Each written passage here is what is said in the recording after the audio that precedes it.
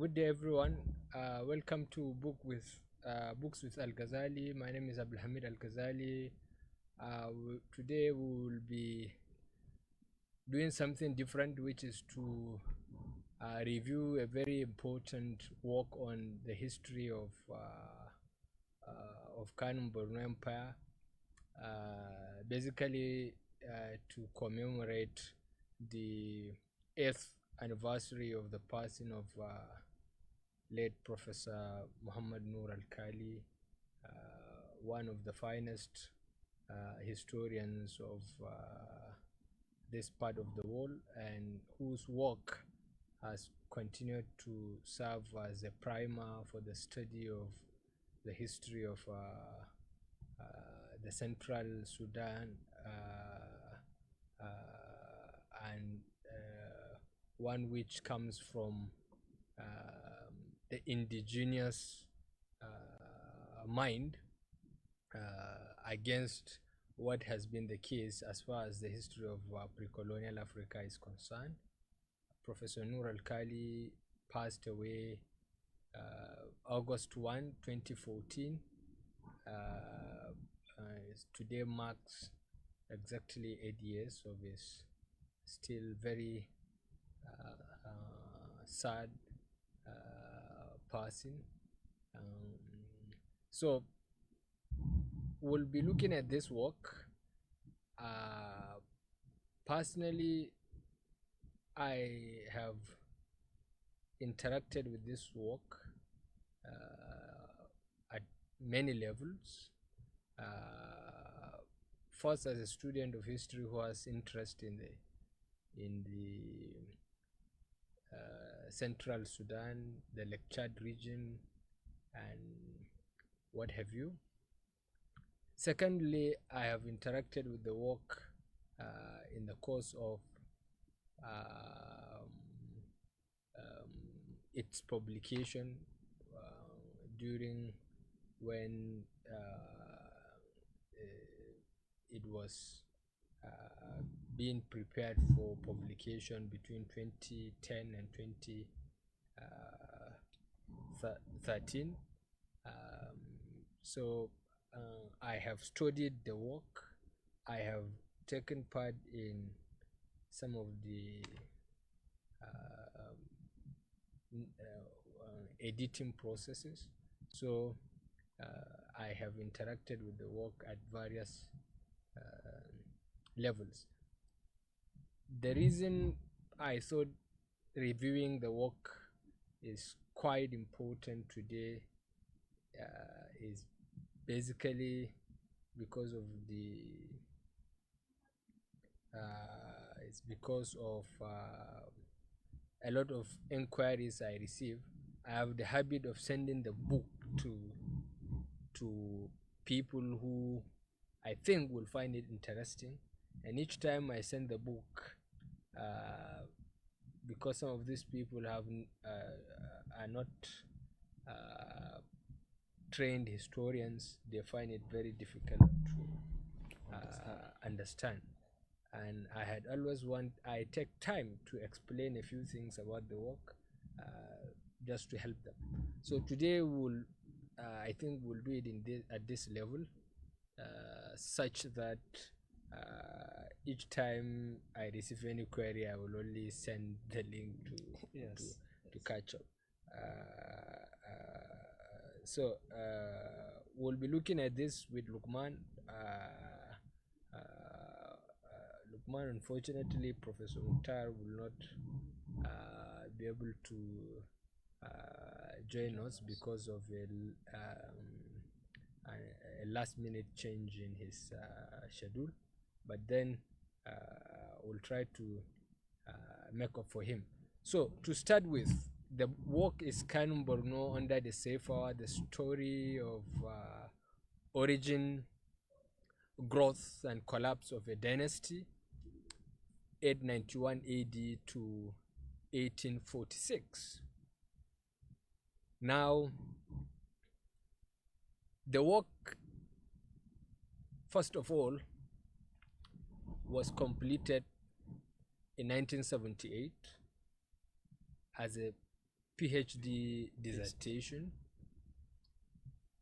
In fact, it was first conceived in 1971 as undergraduate project 499. So the undergraduate project was actually the states of the lecture, which include such states as Wadai, Bagirmi, then Kanem-Borno, and a few others. In 1973 or 4, Prof wanted to expand the work for his master's degree, but during those days, it doesn't work nowadays in our universities, because the work was quite rich. It was recommended for an upgrade for PhD, and he had to now expand it and focus it now on the Sayfawa maize of Kanem-Borno. It was completed in 1978. Now, the book covers a period of about 1,000 years, 891 AD to 1846, the period within which the Sayfawa rulers of the empire reigned. From 1846, the Al-Gazali dynasty started. Now, Professor Alkali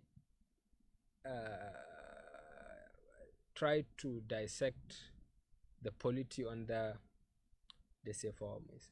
As you know, the Sayfawa dynasty is one of the longest serving dynasty in the history of Africa and beyond. They governed for nearly 1,000 years, uninterrupted. Yes, there are a series of political upheavals here and there, which forced them at some point to change political bases and capitals, but even in those times, the empire never collapsed. So it's a period of 1,000 years. So that makes the work very important. It covered nearly every important aspect of the history of the Kanem-Borno Empire, because it was done within the context of everyday happening in the polity. Just a little background on the work. Just for the fact, this copy was given to me by himself. This was the first complete edition of the work, and I'm so very happy that I have the copy. So the book is at 351 pages. It's 380 something, but 300 pages of the real contents without the bibliography and other things. It has 8 chapters, 7 chapters with conclusion, and then it was published in this form in 2013 by the Borno, Saharan and Sudan Series under the University of Maiduguri and the Center for Trans-Saharan Studies. Now, it is the 7th of the series of the BSS, Borno, Sahara and Sudan series. It was the 7th. There were previous publications on different aspects of the polity. So this is all about the book. Let us start with the conception of the work, and then go down to look at the basic issues Professor Alkali tried to address. First of all, the first chapter of the work spoke about the legend of the Sayfawa. This Sayfawa maize, whose history this book is concerned with. Who are they? Who are they, and where are they, and what makes their history very important? It is not just a question of being the longest serving civilization, but perhaps some of the major political transformations the empire had seen under them. Yes. The Sayfawa maize got the name Sayfawa from Sayfawa, who is a Yemenite hero. The Sayfawa believed to have descended from him. There has been an argument about whether that is true. A lot of intellectual debates, because there is a fundamental,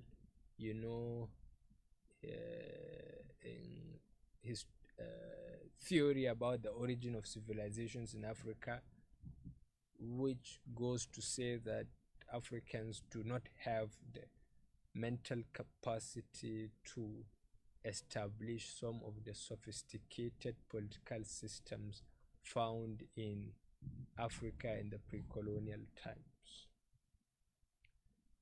The argument goes to say that there was one thing consistent with all this civilization is that they are rooted in they were as a result of wise men from the East who come to civilize the black race. So as a result of that, the Sayfawa claim to descent from Sayfawa has been constantly challenged on that account. Now, Alkali tried to conventionally started the work by addressing this work, but that is not basically one of the key arguments of the work, but it has to start from there. Yes. One of the major arguments offered on that work, on the subject of the Sayfawa, as far as I know, is one by Abdullah Smith, on whose work Alkali's first chapter has tremendously relied. First of all, why is relating your origin to Sayfawa even important? Sayfawa is believed to be a hero among the Arabs in pre-Islamic period. I think a century before the advent of Islam. He was reputed to have freed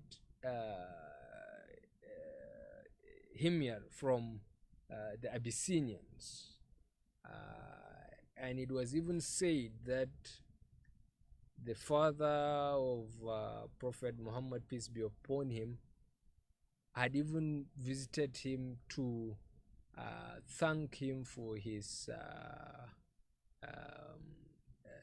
effort in reclaiming the Himyar region from the Abyssinians. So he is celebrated among the Arabs as a warlord, as a hero. And sometimes in the 13th century or so, it began to appear in written texts that these rulers of Borno descended from Sayfawa through one of his grandchildren, Ibrahim. And those who started this, who made this reference, were Arab scholars who come to Borno as a result of trade, scholarship, and other evangelical activities. Because those days, when you are converted to Islam, there are very few Muslims. You have a duty to also extend the religion to other people, and people go out on such expeditions to spread the religion. So they come to West Africa, largely not just because of that, but because they have a long-standing commercial relationship going back to thousands of years. So they were the ones who made that reference, that these Sayfawa rulers have descended from Sayfawa. Now, sometimes in the 14th century, the Sayfawa started to also openly say that. One of the earliest of this was by Mai Uthman B. Idris in 1386, when he wrote a letter to Sultan Barkuk of Mamluk, Egypt. In the letter, he said that we are also Arabs. He in fact said that they were Quraysh. They come directly from the blood of the Prophet of Islam, peace be upon him. Even though that was a contradiction in a sense, but he also held that according to their scholars, they have been informed that they have descended from Arabs and Sayfawa. The history of descent from Arabs is very popular in West African origins of civilization, and it is not surprising because of the long-standing relationships between the two parts of the world. But this work helped us to understand one thing, especially perhaps the argument of Abdullah Smith. He said that for us to understand whether this claim of origin from Arabs, whether it is correct or not, we have to understand the intellectual culture of that period, of the medieval period, the period from the advent of Islam down to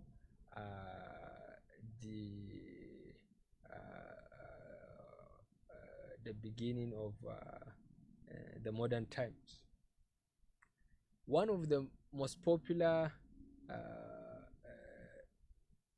area of interest to scholars of that period was the study of genealogy.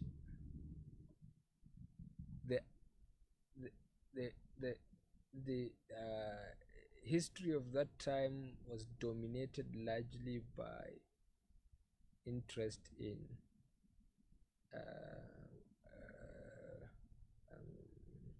where one comes from. So when the Sayfawa claim to descend from Sayfawa was mentioned, it was done with conviction, not as if it is a matter that was in doubt. Everyone mentioned it as if it was an established fact.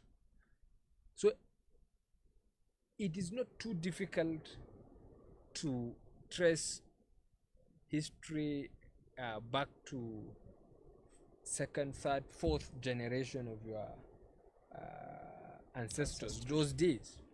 Until date, we have scholars who are establishing the chain of their own genealogy going back to several centuries. So as much as the work cannot conclusively say that this claim to Arab descent is true or not, what we know is that it is likely, it is possible that this could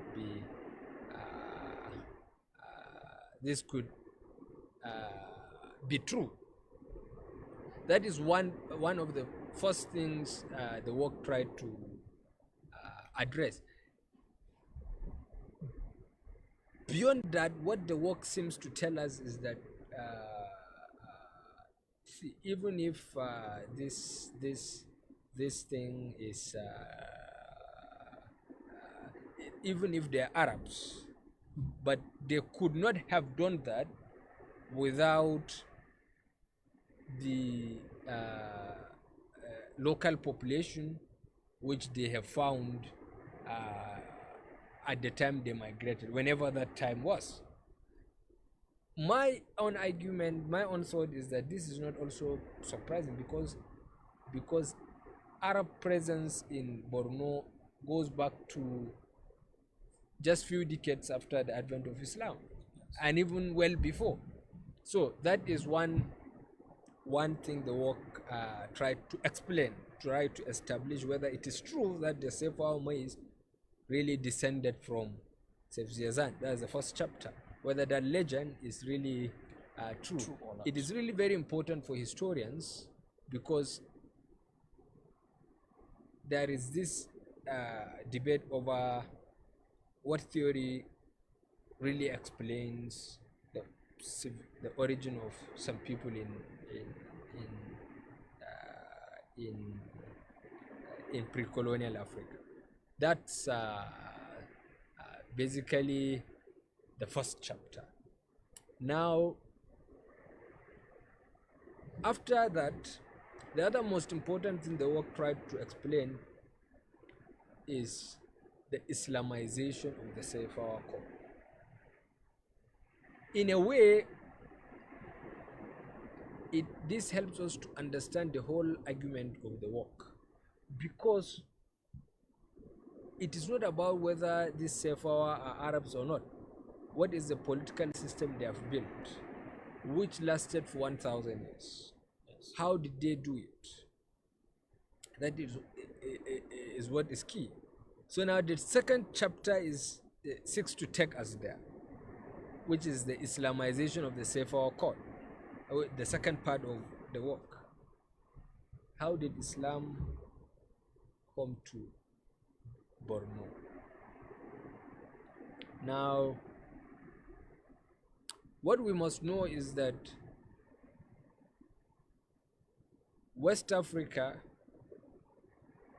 North Africa, the Arabian Peninsula appears to be much closer to these people then than it is today.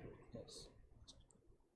So crossing the Mediterranean into the Arabian Peninsula was not a difficult thing to do. So there has been a relationship between the people of Africa and the people of the Arabian Peninsula for really a long period. Because how do people establish linkages? Trade is very important key. If you bring a product today, tomorrow, and you keep bringing it, sometimes I will be tempted to ask, what is the name of this product? Yes. You may say it is XYZ. I don't have the equivalent of that in my own language because we don't grow it. For instance, it is a food item. We don't grow it. So once you mention that name, I will adopt it. And eventually, if I get to test it, I incorporate it into my test. My family will follow. And then before you know, a few people in the community will follow. For instance, a visitor comes, has a taste of that, had a taste of that meal or that food, and decides to say, where do you get it? I need it. And before you know, it will become all over the place. Now there has been this cultural exchanges. Some people will build friendship because of businesses, and then I will say, for instance, okay, Lukman, we have been doing this business for 10 years. You have been very kind. I'll name my child after you. So I will then say, okay, my name, okay, I will change the local name with which I used to call my child, and then name you, name the child after you. So I've already started, incorporating some other people's names into our own directory. Yeah. So I will adopt Ibrahim, which is not really original to Africans. It was Europe. It is Arab name. If truly Arab, if not Jewish. But then that was the direction through which it came. So gradually, you build strong cultural ties because of this long-standing trend. And when Islam came, there was already a foundation. There was already a foundation. So there is even a debate about who became between the society, the masses, and the Sayfawa rulers, who was the first to accept Islam. What we are trying to say is that Islam was in this empire even before it became a state religion, because Islam came to Borno 1081 AD, around 1081, when the Sayfawa maize really declared it as a state religion. But there were Muslim communities here and there. Islamic influence in Borno goes back to 66 AH after Hijrah. So it is not really. I think it was the reign of Umar. Yes, I think. So you can see how fast. So within the 300 or 400 years, there were a few Muslims that got converted through these exchanges. The same way Arabs come, Africans also travel. Yes. Which is why it is not too difficult to see how they can establish contact with Islam. So, 1081, Islam became a state religion.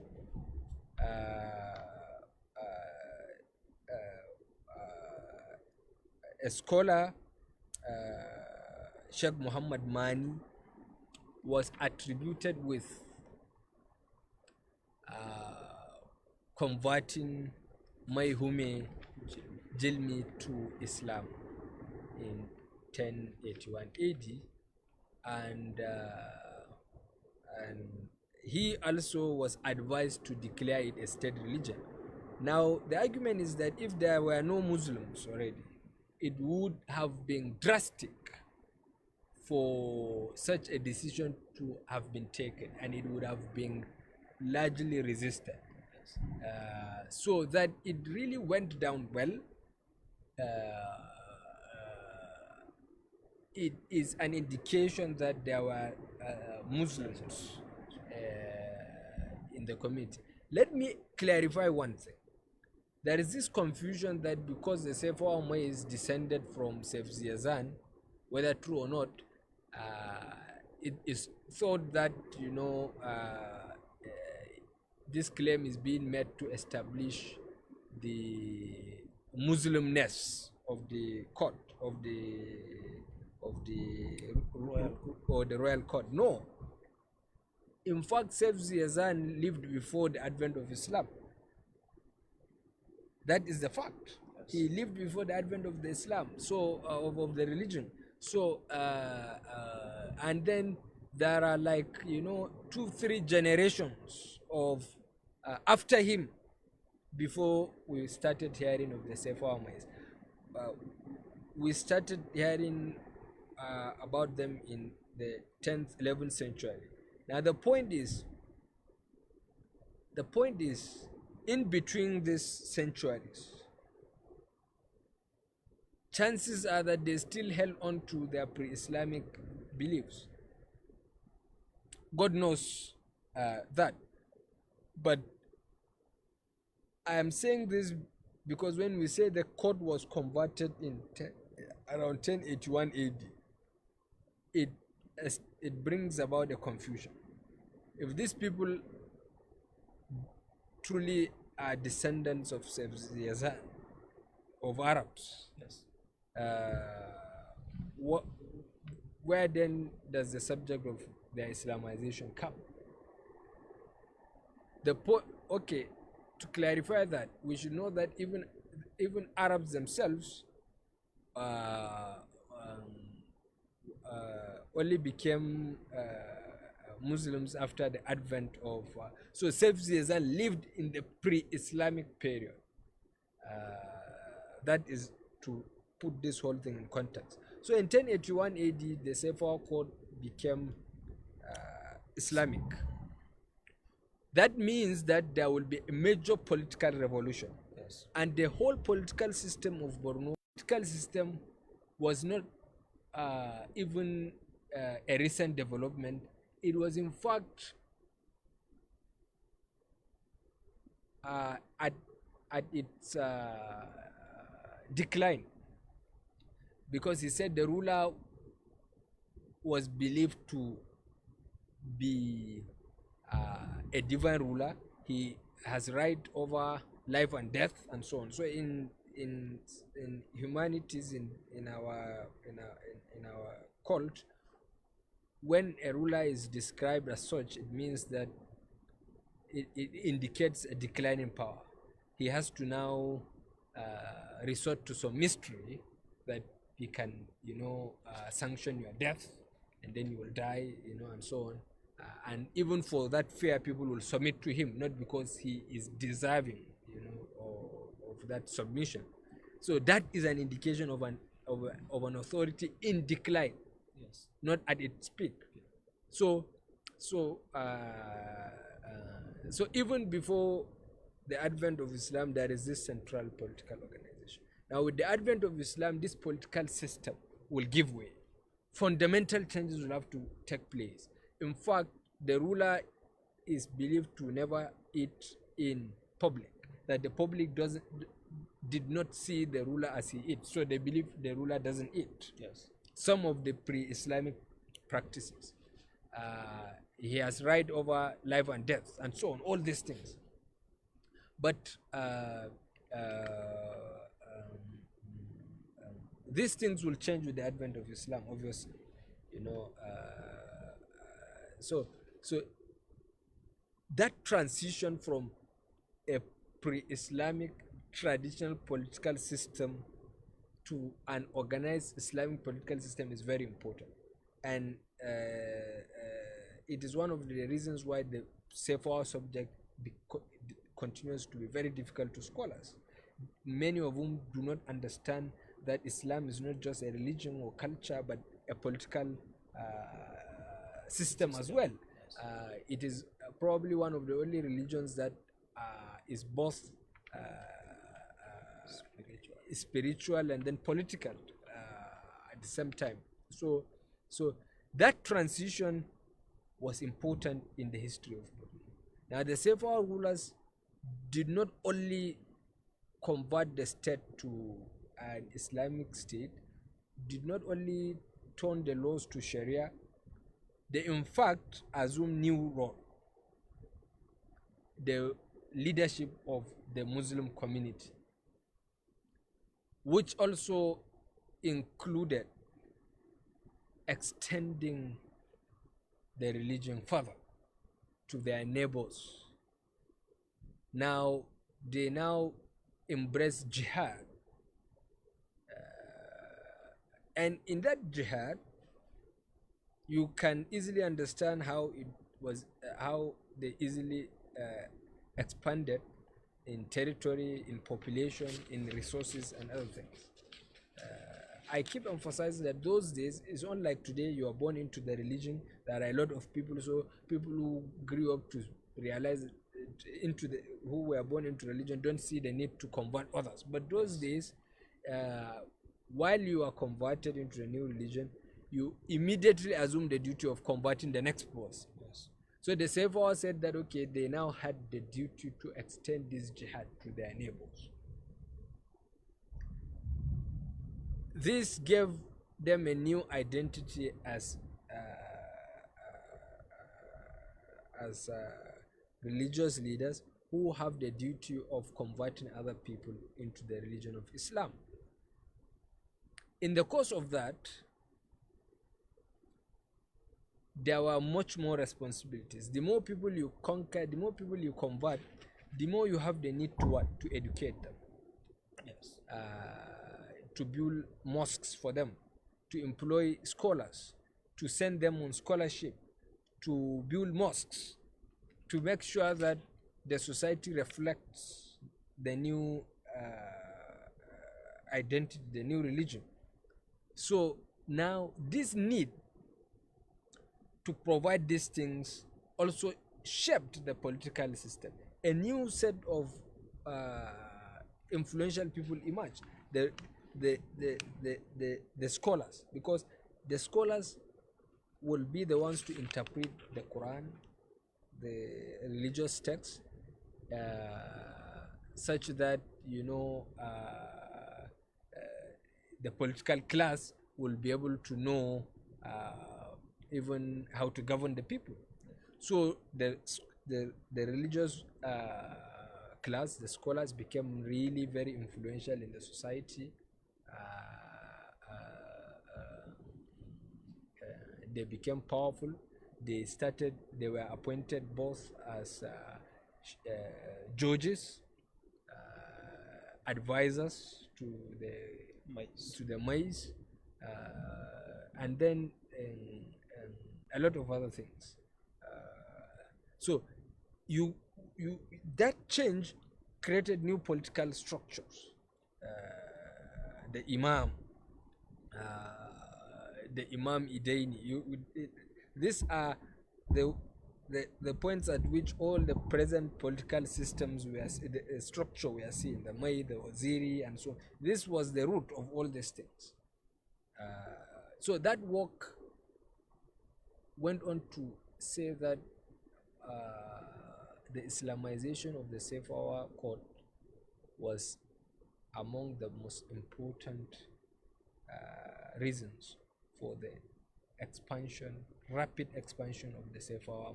It gave them a sense of mission. It gave them a new sense of order. It gave them new responsibilities. They become torchbearers of the new religion, and that made them reorganize the polity, the economic system, the social system, everything. Now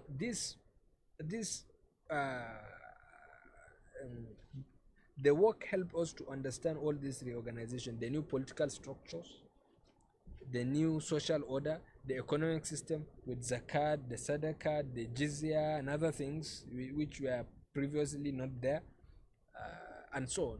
So the expansion of the empire can be understood within this context. This new need, new responsibility of converting other people to religion, but then not just converting them. After converting them, providing them with education, justifying for them that yes, this religion is good for everyone, to contain rebellion and other things, quite a lot of things. Made them to reorganize the military, through taxations. Communities who refuse to accept the new religion are forced to pay jizya, and then the proceeds of these fundings are used to raise military, buy weapons, raise cavalry and other things. So that is key in the. So we have to give this credit to the Sayfawa Maiz for smoothly overseeing this transition from the pre-Islamic traditional political system to Islamic political system, the Sharia. It is not important at this point to discuss the merits and demerits of this transition, whether it is truly, but we know this transition has taken place and it was really effective in but another very important aspect of the work, I think at this point we can start the Q&A session, but let me establish a very important aspect of this work. The most important argument in this work is not to give us the history of the Sayfawa, maize, and so on, but to give us an explanation of the of what is the most important factor in their sustenance as a dynasty, because scholars struggle to explain this phenomenon. Here is an empire that had a dynasty that governed for 1,000 years, a political system that defied all odds to last a period of over 1,000 years. What is the explanation? Because many empires came, collapsed, and became forgotten right beside the Safawa mines. So, what is the explanation for that? Many scholars have offered the explanation. Some gave the explanation that, look, the Sayfawa were able to establish a strong military, so their existence for 1,000 years is all thanks to the strong military they've raised. So these are scholars who are much more familiar with European political system, where rulers were known to use force to exact submission from their followers. Others said that no, it is what could explain that is the crisis, the great man theory, which says that, you know, great people, strong people have been produced in the empire within successive, you know, intervals, you know, one great man, and then after the whole history is reduced to what great men do, cancelling, you know, the activities of the role of many other people in the society. That beyond the great people, there is nothing much to explain the Sayfawa Kanem-Borno phenomenon. Then there were others, such as Abdullah Smith, who said that no, the credit should go to intermarriages, social cohesion, which the Sayfawa have had perfected. He said that according to the king list of the Sayfawa, all of the Sayfawa rulers are maternally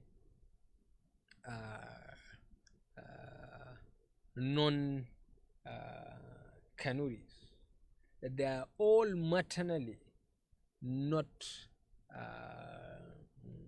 from that blood.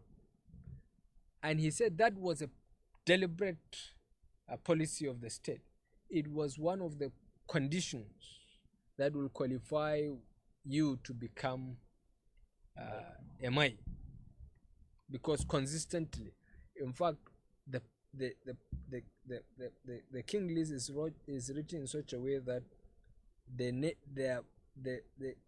name of their mothers were written, partly because yes, they are maternally non-Kanuris, but also because the mother of the king, the queen mother, is a very powerful state official. Yeah, in fact, she has she had one of the greatest political powers, influence. So probably that was the reason. But in any case, there were intermarriages, and that will naturally breed a culture of social cohesion, a sense of belonging, and so therefore it minimizes resistance, because the greatest thing men can do is to what? Is to able to assemble diverse groups of people and then subject them to their control, and to get the control willingly. That is the greatest invention man can do. In the West, the only thing that will explain that is power, or strong military, or some sort of miracles and other things. But when you organize this society, you provide check and balances, you establish duties, you take care of people's welfare, people's security, people will sleep peacefully, people will go to their farms and markets to transact business without any fear,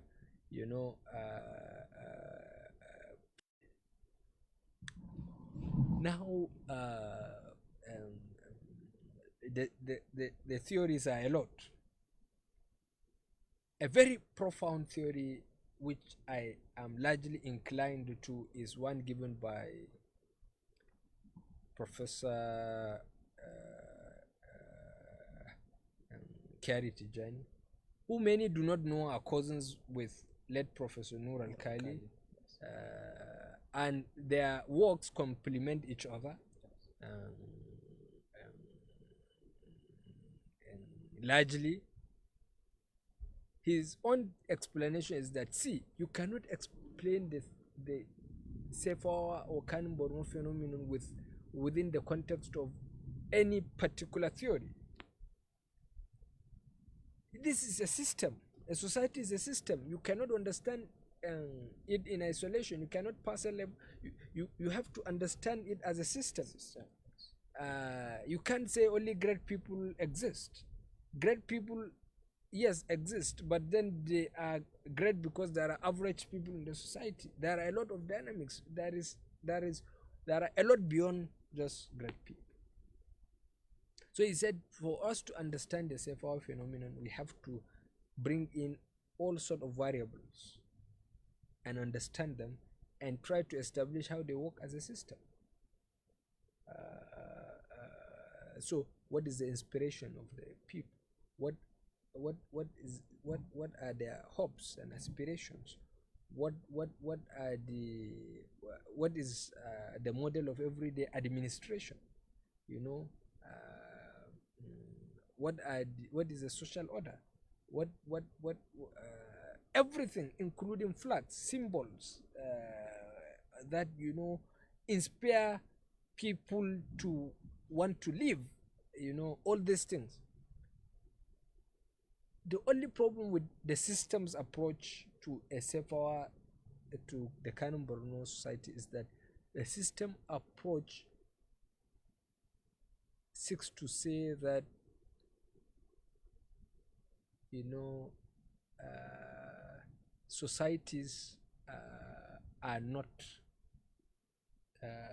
it is only applied to societies that are secular. It is it is it seeks to say that, you know, this is, it is more convenient when you are applying it to a secular society, which Kanem-Borno is not.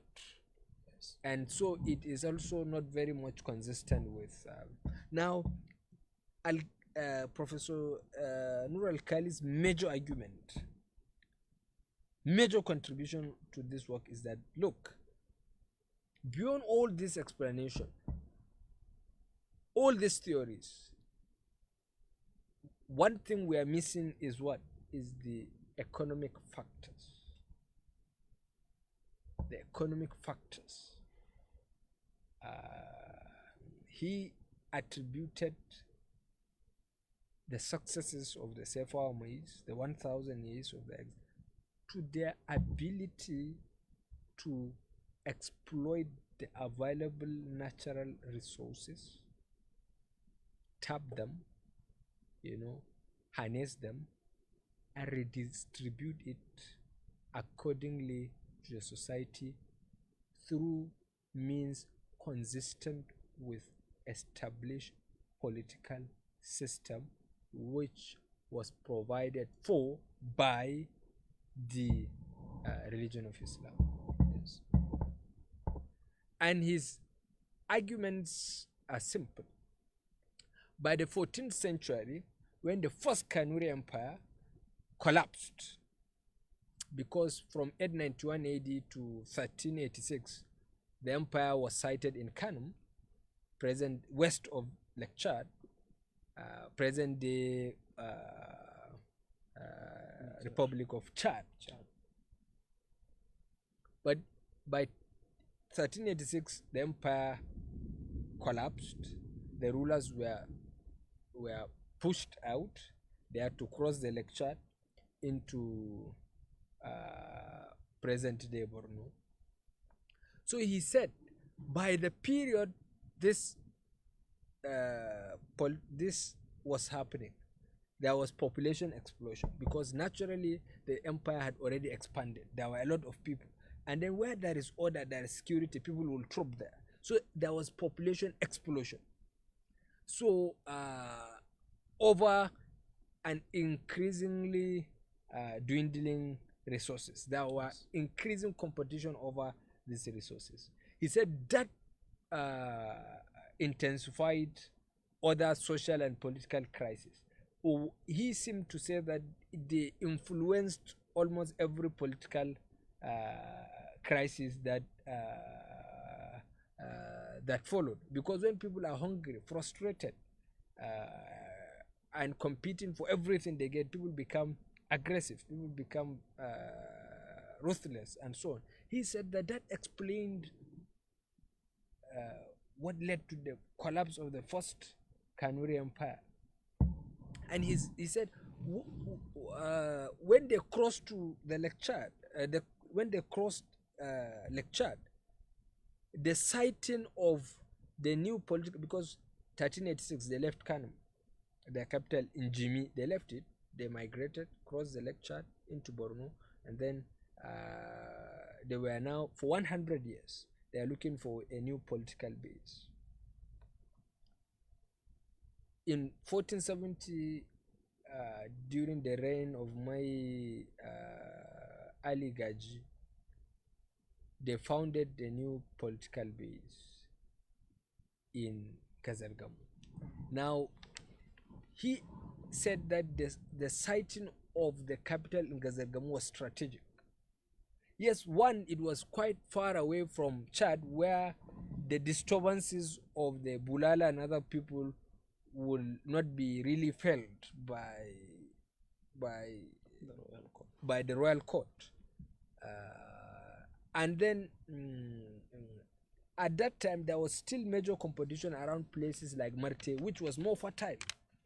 Marte has continued to be a major source of competition for a lot of people of the Lake Chad region because of the resources. But Professor Alkali said that west of the Lake Chad, east of the Lake Chad is much more fertile. West of the Lake Chad, sorry, is much more fertile. Is much more strategic for proper administration, which means that economic activities are sometimes merely about a good how the economy is administered.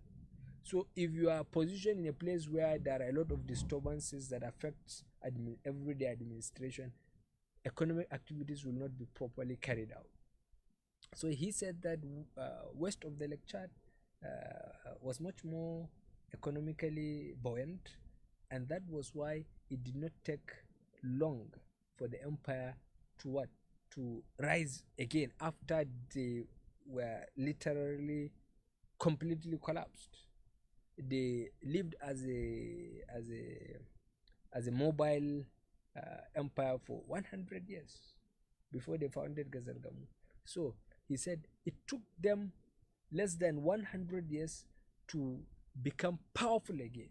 By 1570, the empire was back again and one of the major powers in the central Sudan. So he said it took them nearly 200 to 300 years in Kanem to reach such a point. But in Gazargamu, they did that within short period of time, and there were visible reasons as to the environmental, economic, and ecological advantages of Borno over Kano. So this was a major argument of the work. The work tried to explain how the empire rose, what political systems, what functions these political systems have, and quite a lot of things like that. You know, by 1570, the empire was back again, and for the next 300 years or so, by 1570 it rose. But problem with such empires is that when they grow so big, you know, it becomes difficult to administer. Yes. The problems will compound. And when you have a truly great man, if people who it makes people who succeed him lazy. After Idris Aloma, it was difficult for his successors to match some of his achievements, you know, because he really did a lot, and they were benefiting from the fruits of his hard work. So so the empire continued to decline from the 17th, 18th century up to the 19th century, when the dynasty gave way to the Al-Kanemi dynasty. So this is basically the argument of the work. Let me just add one or two things. Another, what made this work remarkable is the fact that it was written by an indigenous scholar. Most of the scholars struggle with these stories, with this history, because they are not from the culture, they are not from the civilization. But Professor Nur Alkali is from the civilization. Not only that, he is a heir to the Sayfawa or the Kanem-Borno intellectual heritage. In fact, his father is a scholar whose scholarship comes from the Sayfawa or Kanem-Borno intellectual background. So that helped him to look at these things within the indigenous native perspective. which many scholars have missed.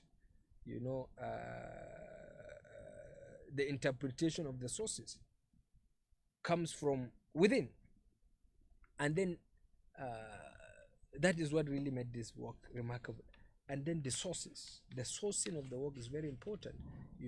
We must commend our scholars, people like Sheikh Abu Bakr al-Miskin, Sheikh Ibrahim Saleh, Sheikh Abul Fat, and other. These people tried to really, they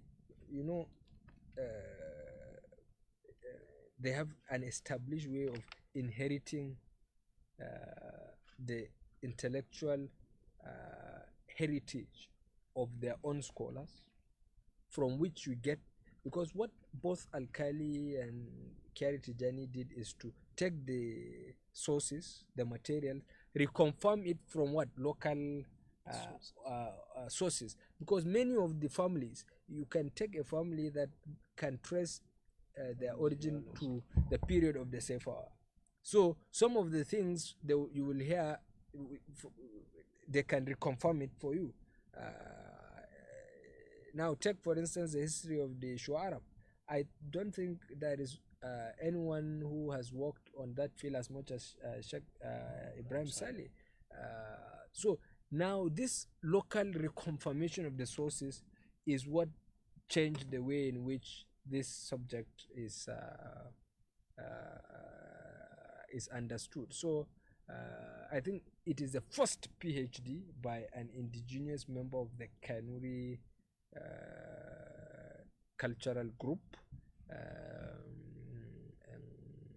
Many other studies followed after that. So it changed the way African pre-colonial history, as far as the central Sudan is concerned, or the lectured areas concerned, and it changed the way in which the history is viewed.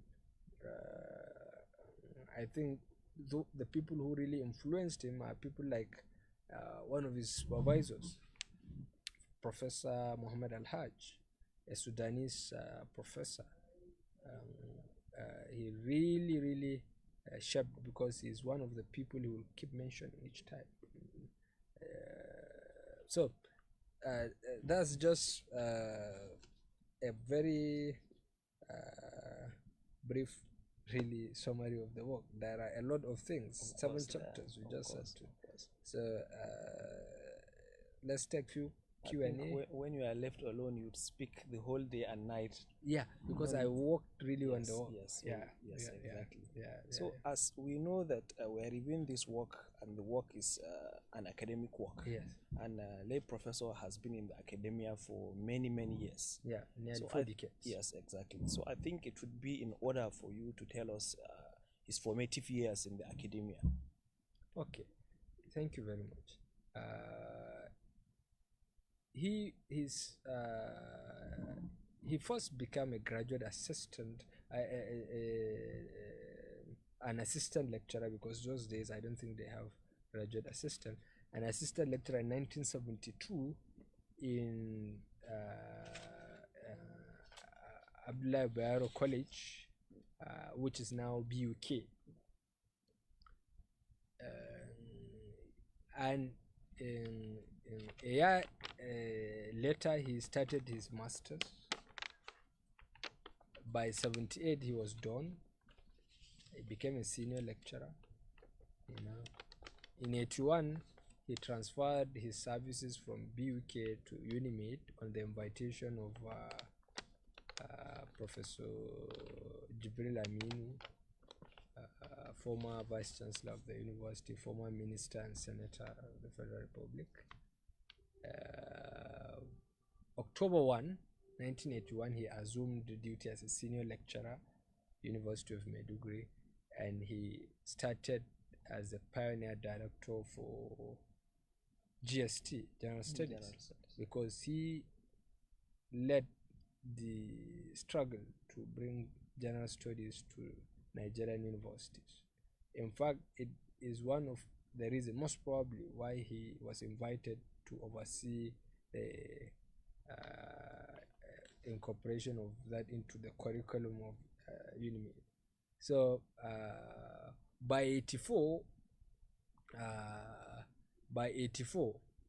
he became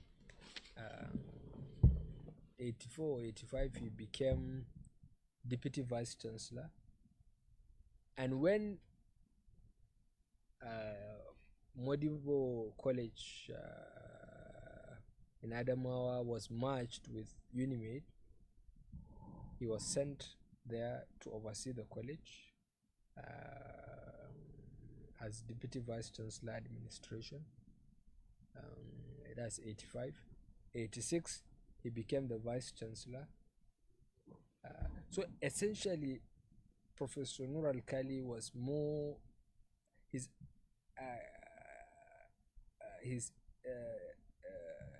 academics was more at the level of policy than in the classroom. Yes. Because he spent really very short time in the classroom.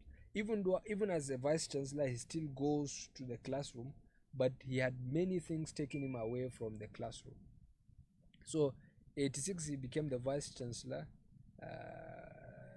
and then by 92 he was done, and then not long he became the Director General of the National Institute for Policy and Strategic Studies, NIPS, where he also spent nearly about 7 years until the Abacha regime was stopped. But in fact, he was appointed DG NIPS by General Ibrahim Badamasi Babangida. Yes. 1 year later or so, when Abacha came, he appointed him as the chairman, Presidential Advisory Committee, which he had served until the end of the Abacha's regime. So he had he was more in the policy and administration than in the classroom.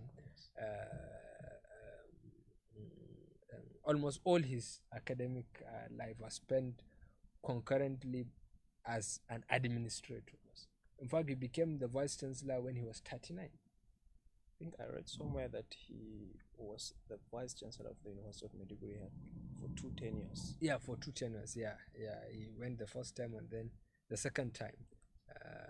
I think he's the only vice chancellor to have served two terms. So he was more at the level of policy, strategy, and administration. Yes. And this was why he was involved in also the setting up of many universities, private, state-owned universities. The Yobe State University, even Borno State University. Yes. He started it, and Bayes University, he was the chairman implementation committee. I think there is also another university, Kalam Kura something, I can't remember, but the upgrade of the police academy to a degree awarding institution in Wudil, yes. The Center for Management Development. A lot of these things because of his background, and then his formative years are very important. He is largely influenced by his supervisor, Professor Mohammed Al-Haj, which explains why he even in fact lived with him for a short period of time while doing his research in Sudan, when Professor Al-Haj was recalled to become the Vice Chancellor at University of Khartoum. Rather than to change his supervisor, he followed him to Sudan. Yes. So, and then other scholars like Professor Michael Crowder, John Levers, they were his supervisors at various levels. So, and at that time, it was a period of intense Africanism, yes. Pan-Africanism it dominated the academics. Black scholars, journalists, artists worldwide were out to, offer alternative explanation to Eurocentric interpretation of pre-colonial Africa. Yes. So that was the period. That the period of real intellectualism, the period of Cold War, when there was major debate between communists and capitalists. He lived in that civilization, that climate. Yes. That was his making. And then his father, as a scholar, so scholarship comes from the blood. Yes. Even though at some point he found the environment of the Western school very unfriendly, and then he will miss several classes and so on. But then fundamentally his father got involved, and then he now changed his attitudes towards school. And then after they are done with secondary school, most of them did not want to go to college, because there were jobs. He kept on saying that there were jobs. Immediately you're done with your SSC, people will be scrambling for you to come and work in the banks and so on. So they do not want to go but then the Galadima Maikari, he kept on mentioning that man's name. He assembled them. He reprimanded him that, see, it is my instruction. You are proceeding. You are going to Yola for HSC high school certificate, and you have to go. And then from there you are going. Then he went, and from there he had a change of mind. After the HSC, he went to Abdullahi Bayero College. That was under Abu Zaria, but today Bayero University, Kano, UK. So that is his formative years. Now, looking at the amount and quality of the works he has written and his contributions in policy making, we can see that late Professor Nur Alkali was one of the finest intellectuals around here. Yeah. So can you tell us about his intellectual and scholarly convictions? Okay, first of all, this is a very tricky question because convictions keep changing. Yes. When new information, new facts emerge, exactly. Especially in his history. But then what I know is that this is a true man of conviction. Yes. In summary, in the area of his academic interest, his conviction is that the Sayfawa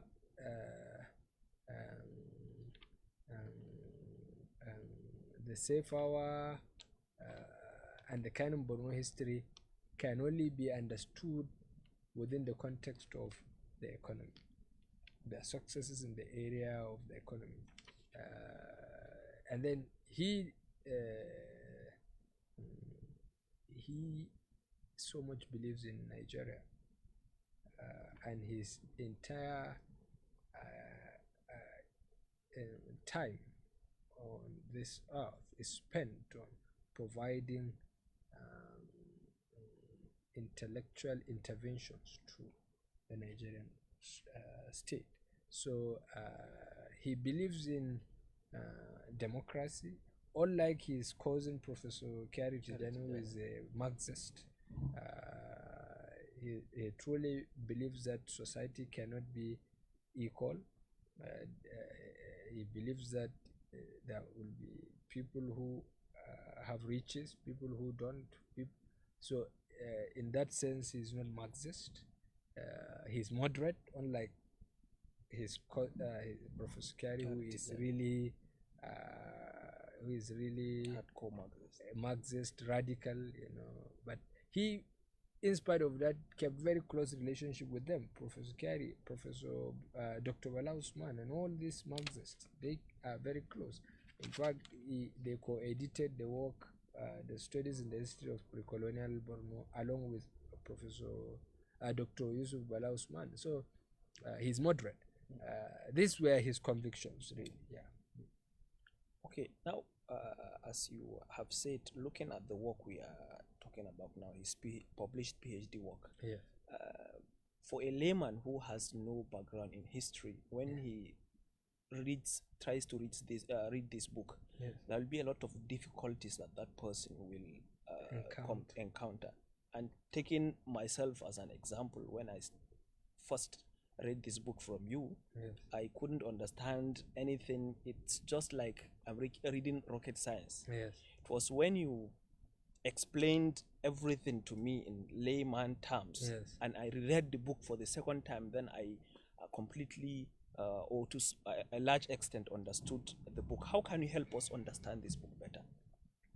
I think I've said it, but then let me just put the book in context. First of all, it covers the period 891 AD to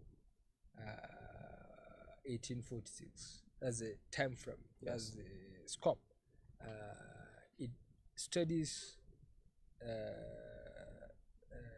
the territory that east-westward starts from Mandara Mountains in the east to Kawar to the Dala Hills in Kano, north southward from the fringes of the Lake Chad to the upper Benue Valley. That is the territory. A very diverse population there, different environmental, ecological features. So now, if you want to understand the book, first you have to understand it from the point of view of this argument. People read the book without understanding what is the argument he is trying to promote. He is trying to promote the argument of basically how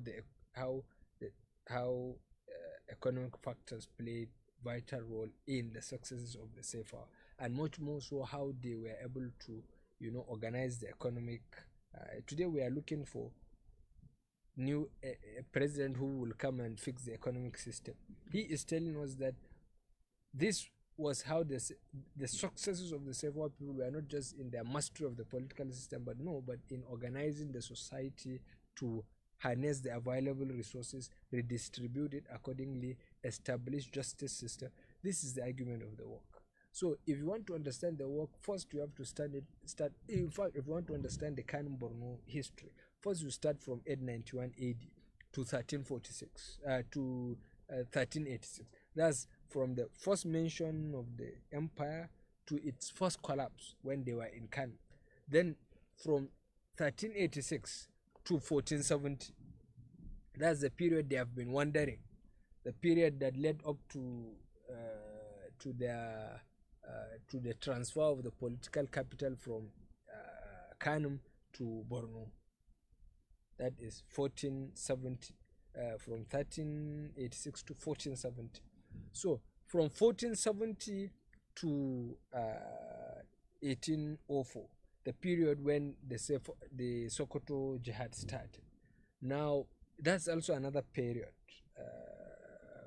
which will offer very important hints into understanding the subject. Yes. Now, from 1804 to 1846, the period when Al-Kanemi emerged in the political scene, and then how he dealt with the period of the transition from the Sayfawa to Al-Kanemi. Then from 1846 to, in fact, this book largely ended from 1846 when the Sayfawa dynasty collapsed. But from 1846 to 1890s, when Rabi emerged and when colonial activities started, that period down to 1907 is also another very important episode. Then from 1907 down to the 1960s, during the colonial the colonial government, the native authority. So you have to compartmentalize, you have to, you know, sectionalize the work into these pieces before you understand. And first understand, then the political structure. You need to understand the Islamization of the court, you know. Then after Islamization of the court, what are the minor changes that followed? Because in you have to try to understand the political system, the structure, what is the function of this political system. That's how to really understand this book. But most people want to read stories. History is not purely about stories. History tells us the background to some of the things we are seeing today. So it's not really story per se, as you will find in novels and storybooks. No, Yes. No, that's not. Yeah. Okay, as you rightly mentioned, the argument in this work is the effect of economy in how the dynasty was run. Yeah. So, what lessons can we derive from this work as related to the present day Nigeria? As we know that we are facing a lot of economic challenges now. Okay. I keep on saying our past provides us enough answers to all our present day challenges.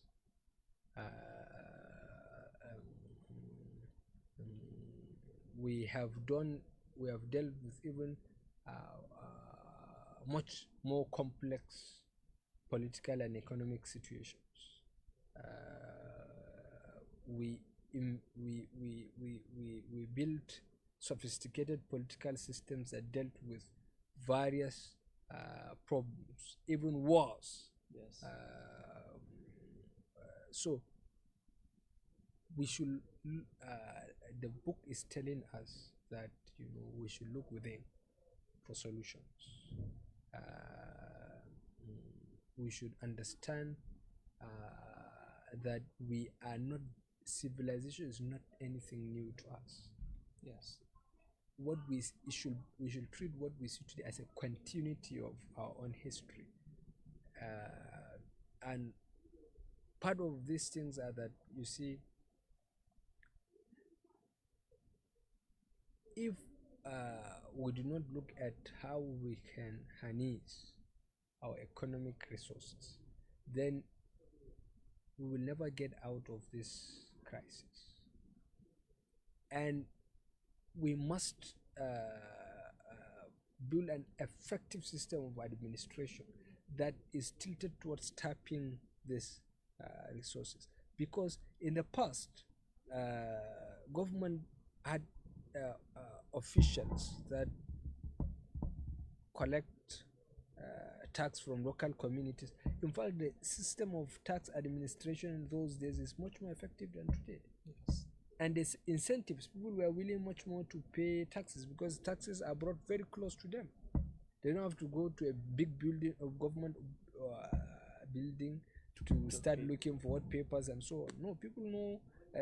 There are tax administrators close to them, and they see what The effect of this taxes they pay.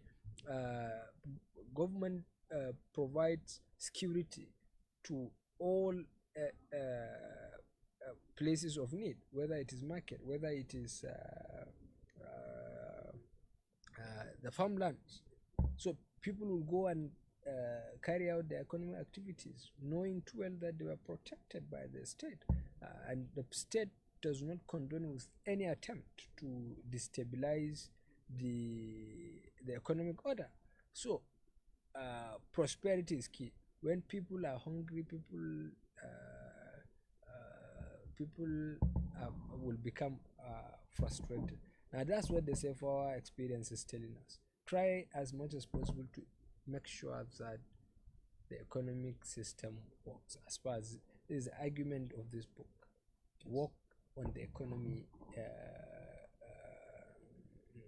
make sure people can produce, people can transact business, safely. So these are general themes that we can really adopt. Yes, society is much more complex today, but you can't say that society only became complex today. It has always been complex. If you are taken back to the period, you will wonder how they we need to fix the economy, organize the people, provide security, and so on. I think that's basically one of the lessons this book is. Okay, now last but not the least, Yes. In a general context, Yes. as you said, people should know why they're reading history. History is not about stories. Yes. It's filled with lessons and more importantly about economics and political strategies used by our ancestors. Okay, so what advice are you going to give, especially young people, about studying history in general and how they can use it in administration and understanding perspective of how things have been run in the country? Okay. Look, man, if you don't know your history, you don't know yourself. Yes. And if you don't know yourself, you don't have any sense of self-confidence, any sense of self-respect. And you cannot conquer this world without a sense of self-confidence. Yes.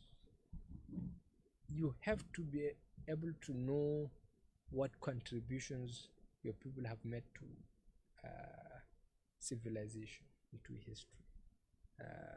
When you don't have those information about yourself, you can that naturally makes you timid. Exactly. It doesn't define for you boundaries. Yes. You know you can do anything. Yes. But if you know your history, there are certain levels that are really too low for you. Yes. And there is a bar that you must maintain. All these things come from history. Yes. And people think history is complex. No, history is not. History is not a collection of dates, outrageous names, and so on. No. We care very little about these names. We only care about them when, for instance, we want to really get down to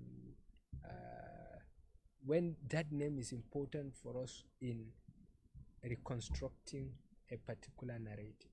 Okay, his name is Abraham, for instance. We try to carry out some linguistic analysis. Probably Abraham may mean Ibrahim, just for example. Yes. This is when names matter, but we want to understand the causes of events, the effects of events, the significance of events. What lessons we can draw. So we don't care about these dates. The dates only come naturally. Ordinarily, I have never ever. When you see our assessments, our exams, the questions are always: what is the impact of French Revolution? What are the causes of the French Revolution? Do you believe that nationalism was one of the causes of the First World War? Things like that. So so people are scared. Yes. You have to get your history, even from your parents. Yes. From elder members of the society. You have to take. You have to understand that your sense of bearing comes from your history. Yes. And you wouldn't know the world without understanding the history. There was a time I asked Professor Nur Alkali how I would know so many things about the world as he did. And he told me that no, what you don't need that. What you need is to know yourself, which is true. From knowing yourself, you will know the world. This has helped me.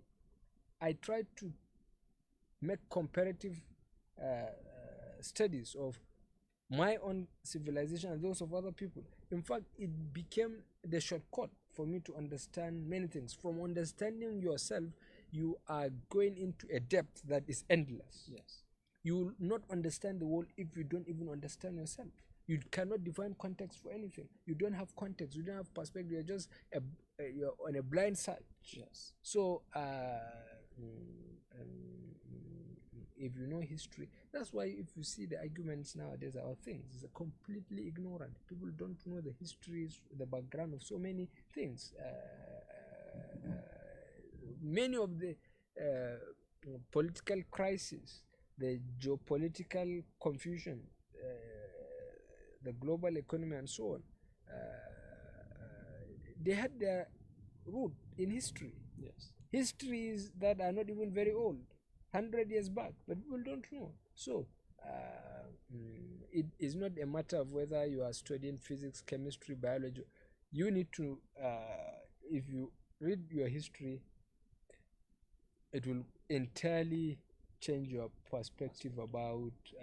So for us who study history, it is hard to bring a subject, whether it is in biology, even if it is in engineering.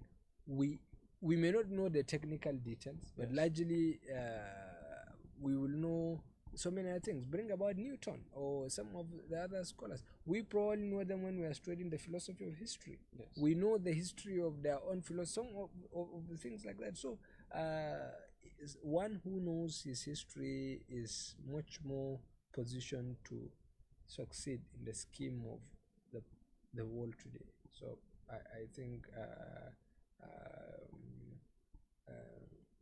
believe me, the confusion today is because most of us don't understand our own history. Exactly. And If even when we you do- look at the shabby arguments made by people, you see it's just empty and plain.